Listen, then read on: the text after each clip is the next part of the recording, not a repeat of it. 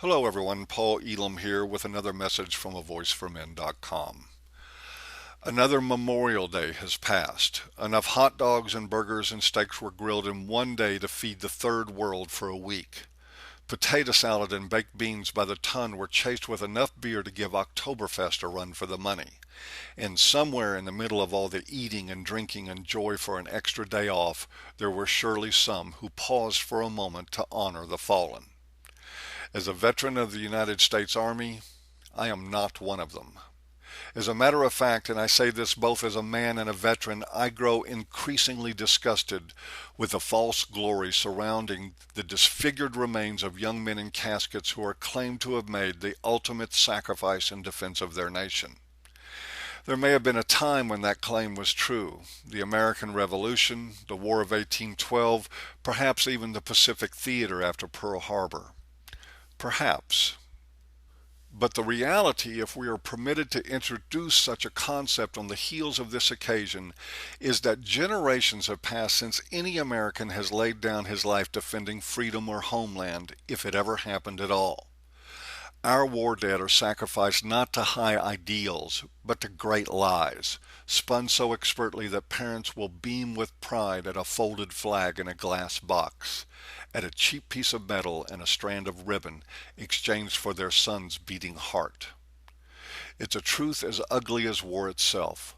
We send our sons to die so the rich can get richer, and we placate destroyed families by telling them the lie they so desperately need to believe, that their men died honorably for something noble and important. Memorial Day is cannon fodder day, a day of immeasurable shame, paying phony homage to death in the name of better commerce. That we dress it up in red, white, and blue to the point that it passes for patriotism does not lend more meaning to such unfathomable loss. Nor do plumes of smoke rising like funeral pyres from 100 million barbecue grills. I do not say this to impugn the soldier. Whether by choice or coercion, or the man in uniform has an honor that transcends the nefarious schemes that put him on the battlefield. But he is no less a dupe, an expendable pawn spent like so much spare change to further plans devised by the least human among us. We live in an age without honor, where the ever-lessening difference between war room and boardroom should cause us to consider renaming military honors for the institutions they actually serve, much as we do venues of sport. How about the Halliburton Purple Heart, the Exxon Silver Star, the Federal Reserve Medal of Honor? The possibilities are as endless as our capacity to deceive ourselves and to enable the deceptions of others. If men are going to die, though, for dollars, it is only right to acknowledge the pockets those dollars are going into. Perhaps we should also change the oath of service. No need to swear to defend a constitution long ago shredded by others who also swore to uphold it. I can suggest the following revision. I do solemnly swear to uphold and defend the corporate charter and to protect the quarterly statement against all enemies, whomever the corporatocracy claims them to be.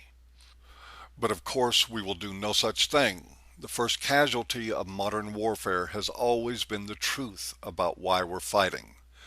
We compel young men to fight with the hypnotic illusion of duty and honor. The American male is conned into confusing great causes with the machinations of those who profit from war, but who also enjoy immunity from the horrors of it. The son of a poor man from rural Mississippi gets his body blown in half by an IED so the son of a magnate can snort lines of cocaine in some Ivy League frat house. Occasionally we see the sons of privilege participate.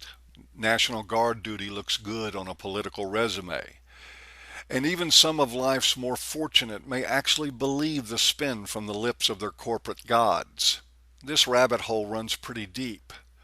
But in the end, modern war is the death of the poor and the male to the exclusion of almost anyone who is neither, and for reasons so repugnant that almost any lie will do in their place. Whatever nobility we ever assigned to it can now be memorialized alongside our dead honesty.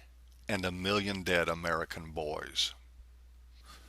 And that is it for another message from A Voice for Men. But before I close, I want to remind you today that your sons are worth more than the job of catching bullets. And so are you. As always, I hope you've enjoyed, and see you next time.